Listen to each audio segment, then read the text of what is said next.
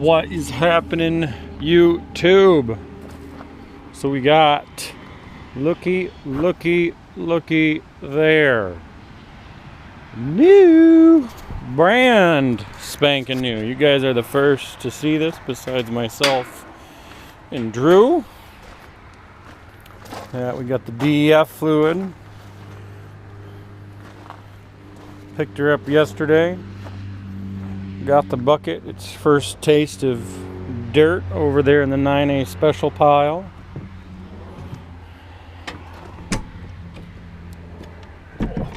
Can't open the door. There it is. Cab's all super clean and smells fancy and fresh and new. It's got even Bluetooth. Check that out right there. Bammo. Air conditioning system's way better. Yeah, so what had happened is the old skid steer, call it the OG, we just need to get a sticker there for the front of it. Wow, this whole part here is like twice the size of the other. Huh, interesting. These are a lot, this whole thing seems a lot larger too. It's longer by like, I think 8 inches. The tie downs are up higher. So you've sort of got like more, which is nice. You've got more ground clearance like when you're backing up. Because this part here on the old one was like way down here. And you always back into piles. I mean, still back into piles, I'm sure, and get it all dirty. But so what had happened, the old one, I'll show some pictures, had developed an exhaust leak this spring. And what it was, I'll try and put a picture in here, but anyways, the exhaust manifold blew a hole right through it, like where one of the mounting brackets like bolted to the manifold for some bracket or part of the emissions or something. Right where that bolt goes into the manifold, it was like a proper, at least it looked proper, blew it right out. So there was a hole in a manifold about that big. So it was making this loud noise. But what that was doing was, you know, blowing black smoke into the engine compartment. The air filter was getting trashed. We were losing power. And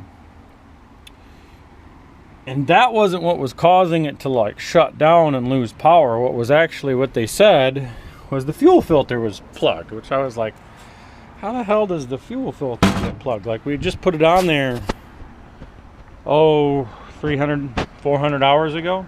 So I suppose it was due, but, you know, fuel gets filtered before it comes out of there. On the big transfer tank, it gets filtered before it goes out of there. So I didn't know that, but I wanted to show you this too while we're talking about this. So there's your fuel water separator. It's like 3 to 4 times the size of the old one. Huge improvement. And then you can see the black filter behind it. That's your fuel filter. That's probably 3 times bigger than the other one. So they made some significant improvements on that. The other thing, so here's your air filter, but it's got the breather tube that comes out up there with a proper like dirt particle separator up top. So much better system right there as well. I think just extending this out gave them more room for cooling, all that kind of good stuff. So anyways, what had happened, that was what was wrong with the old one. That I didn't know, it just was shut down. I was like, forget this, like it's still running, let's take it on the trailer, we'll take it in there, let those guys figure it out. Then I knew that it needed the manifold thing, right? It had some kind of exhaust leak, of which I was like, I'm not going to fix that. I'll just pay them to fix it. But they found not only was that bad, and they needed a whole other slew of gaskets for all that, the radiator on the old one was bad. So it had developed a coolant leak, a hydraulic leak into the radiator fluid somewhere internally in the radiator. The radiator is $2,600. So we're already at like, basically call it $5,000 that Skitty McGee needed in repairs and just parts. They were gonna just put the radiator, not charge me any labor to put the radiator on because they had it off anyways for doing all the other work. It also needed new tracks, so we were around, I think, $2,800, $3,000 for aftermarket used tracks, and then $4,000, $4,200 for tracks from the dealer, from Ginup, just the cost of the tracks. It also needed front and rear rollers, so that was, I think, $1,000 per side, so $2,000 there. It needed sprockets. If you're gonna do tracks, you got to do sprockets. And it's funny, I didn't think they were too worn, but then after looking at these and how new it is, they had some decent wear on it. So all in all, basically by the end of this year, I was gonna have to sink like $15,000 into the old skid steer. It also needed pins and bushings up front. It didn't need it. Like, you could totally run it for another 1,000 hours, but it was super sloppy. So I was just like, we're just gonna do that. That was gonna be like $1,100, $1,200 for pins and bushings on the front, just the 1-2 and 1-2 on each side. What else? You know, I was talking to one of the mechanics at Ginup's, and by the way, like, Ginup's has been like, they're just phenomenal. Like, they were on the machine like so fast, just on it, like on it in every aspect of this whole process of like letting me know, you know, they could have had my machine up and running by Friday yesterday, but Wednesday we brought this idea up and I was comparing costs and all that stuff. So they had this ready for me in a day. Not that it took very much, I would assume, but ready in a day. So that was great. But the reasoning is this, like, and my tolerance for debt and risk and all that kind of stuff is, that's my tolerance. And you may be different, but works for me. So they gave me $40,000 for the old machine, which I was pretty impressed. And by the way, the old machine had 1,400 hours, which is pretty low hours, I think, for needing all that work. Don't get me wrong, like, I think it's pretty low hours for that amount of work. Not really the tracks and stuff and the bearings, although the idlers, I don't think the idlers should have gone, but in my thought process of it, we ran the hell out of that machine. I mean, that Skitty OG1 was like the most, like, that thing was a dozer. Like, I was using it as a dozer for a good portion of its operating life. So I could see the rollers getting more stress. It's not like I'm out there just, you know, moving a bucket of dirt at a time. Like, we used the hell out of that thing. So I really don't have any complaints. But anyways, so this was $84,000. No, call it 85,000 before tax.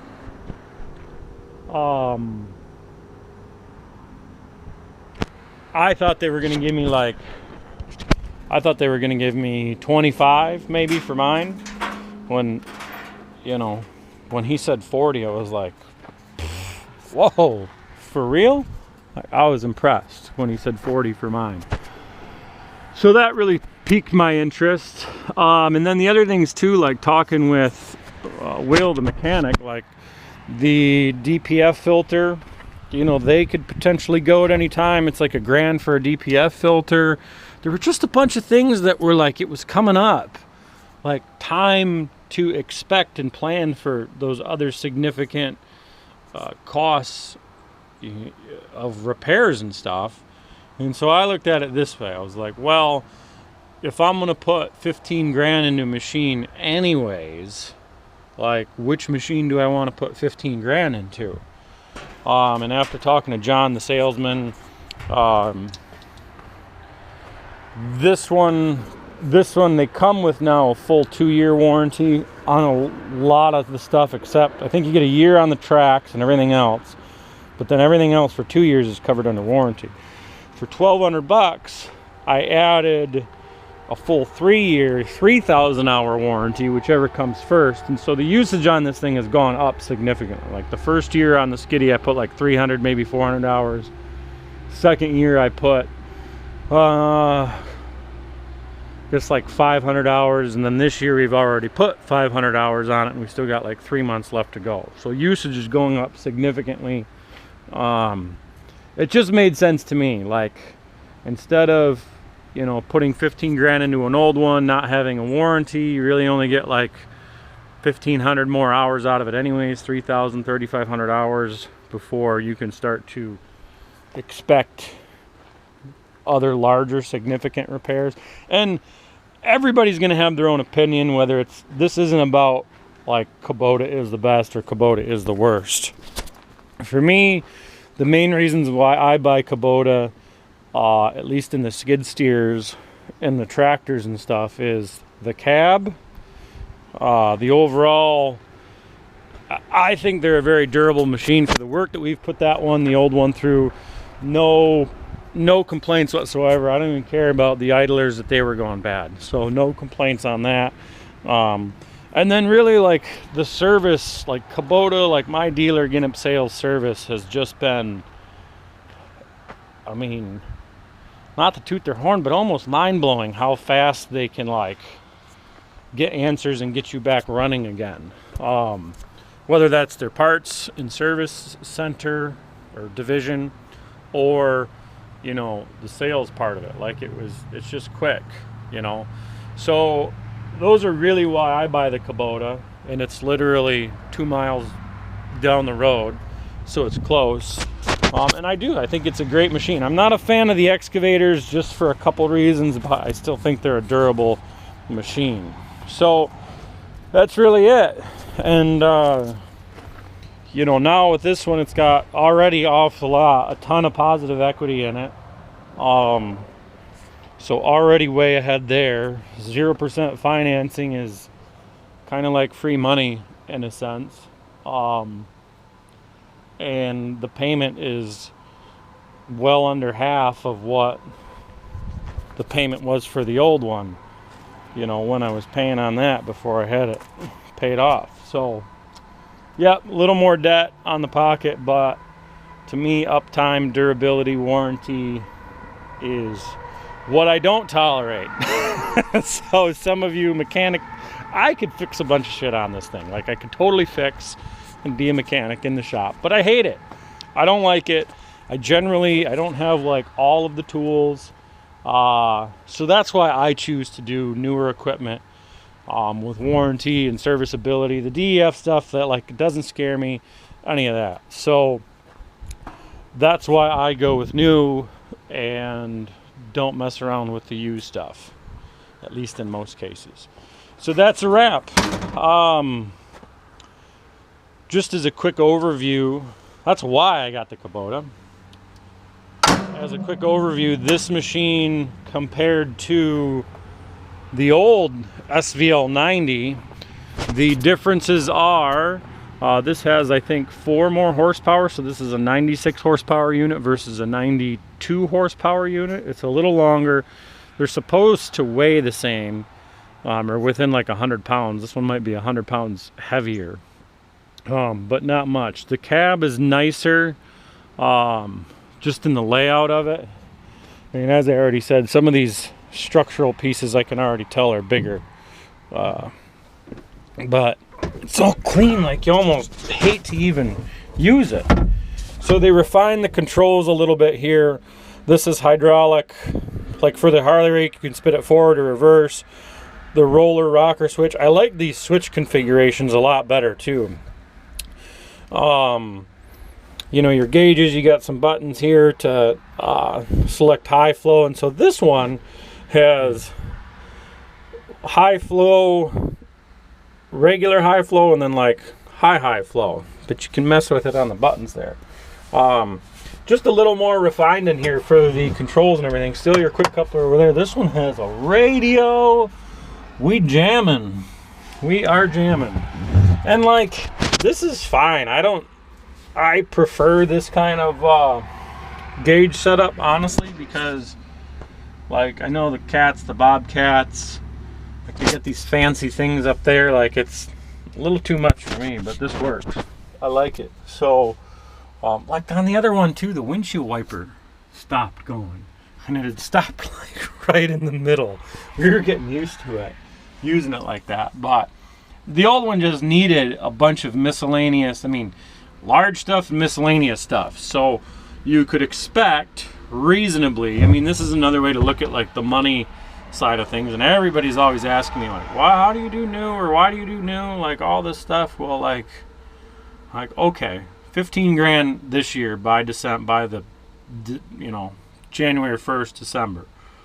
Okay, then you've got another 1,000 to 1,500 hours of use out of that machine if you're going to run it to 3,500 hours.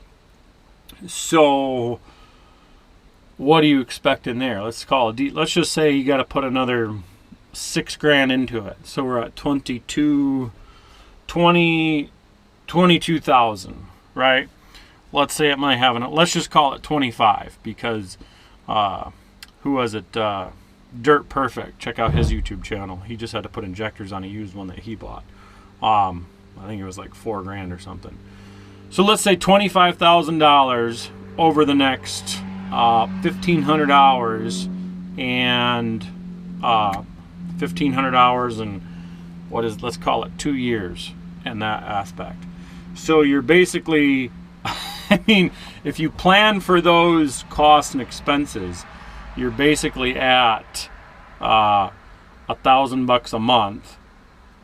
You know, 25,000 divided by 24 is $1,100 a month or something, or $1,050 a month if you're to break it down in that. So over the term of 24 months, you're going to pay the same amount anyways as, you know, you would for a new one. So this is less for me anyways than $1,000 a month. So it was even kind of more of a no-brainer. And then like warranty, service, all that stuff, like if it goes down, like no problem, just take it over. They'll be on it. They're great on service. So that's really the reasoning. If you guys like this, and you know, give me a thumbs up on the video, I appreciate that. Subscribe if you haven't subscribed, and yes, you know, new videos once every 4 months in the summertime when I get a minute or get a new piece of equipment. Other things as a quick update. Bought the Kubota. That thing's been awesome. Still planning on a new dump truck. Maybe. It's a big, I don't know why the new dump truck game is a big pill to swallow, but lots of work. Guys are doing good. It's just a ton of work. That's really all why I don't post videos, because it's just so much work. Like today is a 20-minute video already, and you know, still got to edit and upload it. I'll try to get it done this weekend. But appreciate you guys for watching. Thank you, and we'll check you later. All right, see ya.